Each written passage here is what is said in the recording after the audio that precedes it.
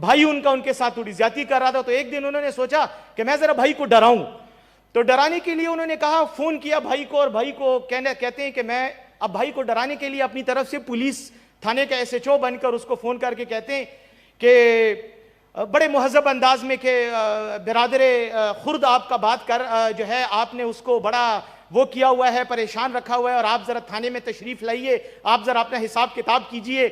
جب یہ بات کی تو آگے سے بھائی نے آواز سن لی, اسے پتہ چل گیا میرا بھائی اور پولیس والے اس لہجے میں بات نہیں کرتے, تو اس نے آگے سے گالیاں شالیاں دے کر فون بند کر دیا. تو جون ایلیا صاحب بعد میں کہتے ہیں کہ میں مارا گیا اپنے امروہہ کی تربیت کی وجہ سے, میری جو امروہہ کی تہذیب تھی اس نے مجھے مروا دیا, کیونکہ مجھے سخت الفاظ میں بات کرنا نہیں آتا تھا. اب مسئلہ یہ ہے, میرا پرابلم یہ ہے کہ میں جون ایلیا نہیں ہوں اور میں امروہے کا نہیں ہوں, میں پشتون ہوں. میرا پرابلم یہ ہوتا ہے کہ جب میرے اوپر کوئی وار کرتا ہے تو میں اس پہ 2 وار کرتا ہوں, جب میرے خلاف کوئی بات کرتا ہے تو میں اس پہ 2 بار بات کرتا ہوں, اور آخر وقت تک اپنے دشمن کو, اپنے مخالف کو اس وقت تک نہیں چھوڑتا جب تک یا تو معافی نہ مانگ لے یا مجھے نہ تباہ کر دے. تیسرا ایک راستہ اور ہوتا ہے, سیاسی مخالفین کو کہہ رہا ہوں, تیسری بات ایک اور راستہ بھی ہوتا ہے, اور اس راستے کو کہتے ہیں راضی نامہ اور صلح کا راستہ, لیکن وہ راستہ اینڈ میں آتا ہے, وہ آخری آپشن ہوتا ہے. یہاں ایگزیکٹلی اب یہاں پر ایک پرابلم یہ آئی کہ اب میں یہاں بیٹھا ہوا ہوں اور میں سن رہا تھا تقاریر. ایک تو چیئرمین صاحب مسئلہ یہ ہے کہ یہاں پر بڑے بڑے جو ہمارے رہنما ہیں, خاص طور پہ جو فرنٹ سیٹ پر بیٹھنے والے ہیں, ان کو ذرا تھوڑا سا حدود اور قیود کچھ آپ یا بتا دیں, یا میرے خیال میں ہم جوائنٹلی کوئی اس پہ ایگریمنٹ کر لیتے ہیں کہ آپ اب خود اپنے بنائے ہوئے اصولوں کو جب پامال کرتے ہیں تو پھر ہم جیسے جونیئر پارلیمنٹیرینز کو موقع ملتا ہے ان کو پامال کرنے کا, اور ہم نہ چاہتے ہوئے بھی ہمیں کرنا پڑتا ہے. جب آپ خود کھڑی ہو کر یا کھڑے ہو کر ایک موضوع پہ 10 باتیں کریں گے, 35 منٹ کی تقریریں کریں گے, تو پھر مجبوری ہے ہمیں بھی رسپونڈ کرنا پڑتا ہے. جب آپ ہمارے قائدین کا نام لیں گے, ہماری پارٹیوں کو بائی نیم ایڈریس کر کے بات کریں گے, تو ہمارے پاس بھی پھر حق ہوتا ہے کہ ہم بھی آپ کی پارٹی کے لیڈروں کو بائی نیم ایڈریس کریں. یہ میں نہیں چاہتا, اور میں آج بھی حد الوسع کوشش کروں گا کہ میں کسی کا نام نہ لوں. لیکن چانڈیو صاحب نے بھی اور مشاہد حسین صاحب نے بھی ایک تو الطاف حسین کا نام لیا, MQM کا نام لیا کہ جی تحریک انصاف جو ہے وہ MQM کو اب پکڑ نہیں. مزید اس ویڈیو کو حاصل کرنے کے لیے ہمارے چینل کو سبسکرائب کریں, اس ویڈیو کو لائک کریں اور بیل آئیکن کو کلک کریں. وہ کر رہی ہے, اس کی جگہ لے رہی ہے. ذرا سن لینا چانڈیو صاحب, حوصلے سے نا, آپ تو میرے بزرگ ہیں, آپ ذرا نو کراس ٹاک پلیز, حوصلے سے سنیں. اچھا اس کے بعد یہاں پر براہ راست ایک بار پھر پاک فوج پر تنقید کی گئی. کہا گیا جی فوجی جنرل مشرف جو ہے وہ موت کا انتظار کر رہا ہے. کیا اس دنیا میں موت کا انتظار صرف پرویز مشرف کر رہا ہے؟ چانڈیو صاحب کیا آپ کو موت نہیں آنی؟ کیا مجھے نہیں آنی؟ کیا ہم سب کو اس حال میں بیٹھے ہوں کو موت نہیں آنی؟ ہم سب نے موت کا ذائقہ چکھنا ہے. پرویز مشرف اس وقت 80 سال تک پہنچ گیا ہے, آخر اس نے بھی مرنا ہے. اس نے جو کچھ کیا دھڑلے سے کیا, دبنگ طریقے سے کیا. جب تک اس کے ہاتھ میں طاقت تھی اس نے اپنی طاقت کو استعمال کیا. غلط یا صحیح کا فیصلہ اللہ کرے گا یا اس دنیا کی عدالتیں کریں گی. اس دنیا کی ایک عدالت نے اس کے خلاف فیصلہ کر کے اس کو چوک میں لٹکانے کا ڈائلاگ بھی بول دیا. کیا ہوا؟ کس نے اس کا کیا بگاڑ لیا؟ ایسی باتیں نہ کریں, یہ تکبر کی باتیں ہوتی ہیں. اس سے انسان بدمزگی پیدا کرتا ہے اور کچھ نہیں پیدا ہوتا.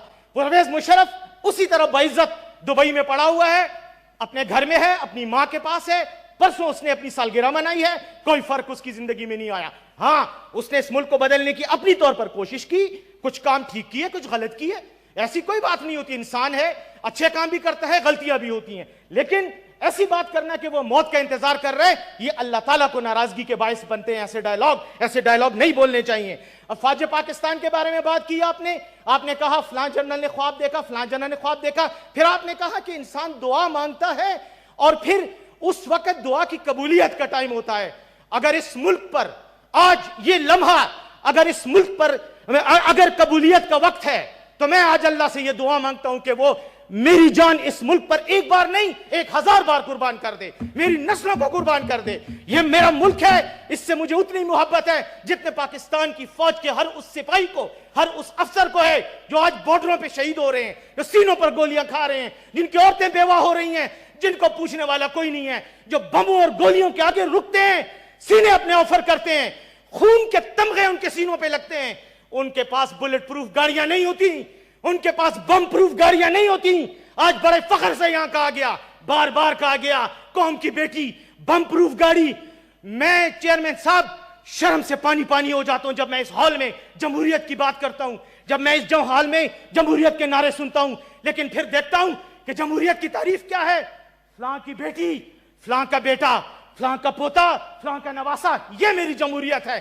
Genetically inherited democracy, sexually transmitted democracy, یہ ہے ہماری جمہوریت. اگر یہ جمہوریت ہے, ایک بار نہیں, 2 بار نہیں, 3 بار لعنت بھیجتا ہوں اس جمہوریت پہ کہ جس میں چاندیو صاحب جیسا معزز آدمی, جس میں رضا ربانی صاحب جیسا معزز انسان کھڑا ہو کر ایک ایسے شخص کو اپنا لیڈر کہتا ہے اور قائد کہتا ہے جو صرف اور صرف وراثت کی وجہ سے, ایک واقعاتی حادثے کی وجہ سے لیڈر بنتا ہے. خدا کے لیے چیئرمین صاحب ہر بات کریں, لیکن وہ بات نہ کریں جس پہ آپ کو کم از کم اپنا ضمیر آپ کا ٹوں ٹوں کرنے لگ جائے کہ یہ بات آپ غلط کر رہے ہیں. آخری بات کر کے ختم کرتا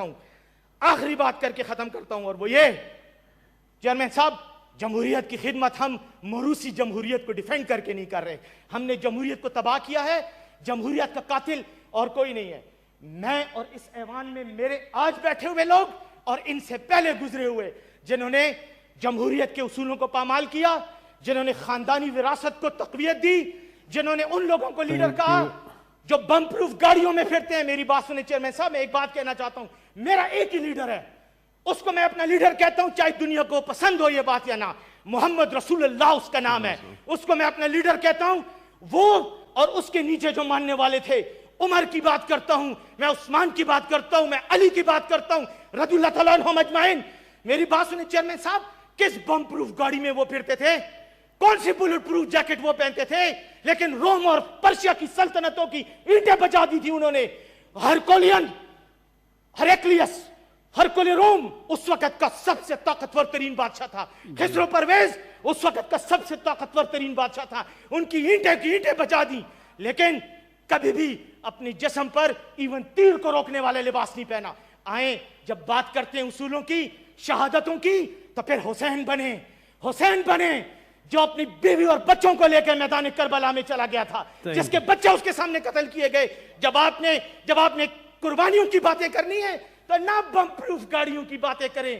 سینیوں پر گولی کھانے والے جو آج سرحدوں پر مر رہے ہیں ان کا تو آپ مذاق اڑاتے ہیں, لیکن بم پروف گاڑیوں کے اندر پتھر کھا کر آپ کو چیخیں نکل جاتی ہیں. چیئرمین صاحب, مجھے بڑا افسوس ہوا یہ باتیں سن کر, جب پاک فوج پر ہر بات پر انگلی اٹھائی جاتی ہے. جو انہوں نے غلط کیا ہے ثبوت کے ساتھ لائیں, بات کریں گے, ان کو کمیٹیوں میں بھیجیں. ڈیفنس کمیٹی ہے, یہ اس کے پریزیڈنٹ چیئرمین بیٹھے ہوئے, ان کے پاس بھیجیں, بات کریں, اس پر کوئی فرق نہیں پڑتا. فوج بھی آئے گی, اپنے آپ کو ڈیفینڈ کرے گی.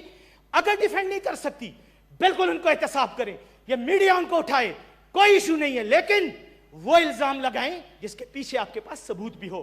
یا آپ کی مسلمانی کا تقاضا ہے, یا آپ کی جمہوریت دار کا تقاضا ہے. 1 منٹ چانڈیو صاحب بیٹھے ہیں, حوصلہ, ان اللہ مع الصابرین, صبر کریں اور سچ سنیں. اچھا, دوسری بات میں آخر میں کرنا چاہتا ہوں. یہاں بات ہوئی سندھ کے بارے میں. بھئی اٹارنی جنرل کا ہمارے ساتھ کیا تھا, چلو اس نے بیان دے بھی دیا, مجھے نہیں پتا اس نے کیوں یہ بیان دیا, کسی کو نہیں پتا. اس نے بیان دیا ہے, آپ اس کو کل لا اینڈ جسٹس منسٹری میں طلب کریں کمیٹی میں, اس سے پوچھنا بھئی تم نے یہ بیان کیوں دیا. لیکن اس بات کو بنیاد بنا کر آپ ایک ڈیموکریٹک ڈیبیٹ کو روک رہے ہیں. آپ کے حوالے سے یہاں پر 18ویں آئینی ترمیم پر کوئی بات کرتا ہے, آپ سب کھڑے ہو کے خنجر نکال لیتے ہیں, جیسے پتہ نہیں یہ جمہوری ادارہ نہیں ہے بلکہ کوئی ایک ایسا گروہ ہے کہ جس کے اندر آپ کوئی بات کر ہی نہیں سکتے. یہ تو کوئی ڈیموکریسی تو کیا, یہ تو نان ڈیموکریٹک اداروں کا بھی طریقہ نہیں ہوتا. وہاں پہ بھی آپ کو بات کرنے کی اختیار ہوتا ہے. 18ویں آئینی ترمیم پر بات نہیں ہو سکتی, سندھ پہ بات نہیں ہو سکتی, بلوچستان پہ بات نہیں ہو سکتی, کشمیر پہ بات نہیں ہو سکتی, KPK پہ بات نہیں ہو سکتی. کیوں نہیں ہو سکتی؟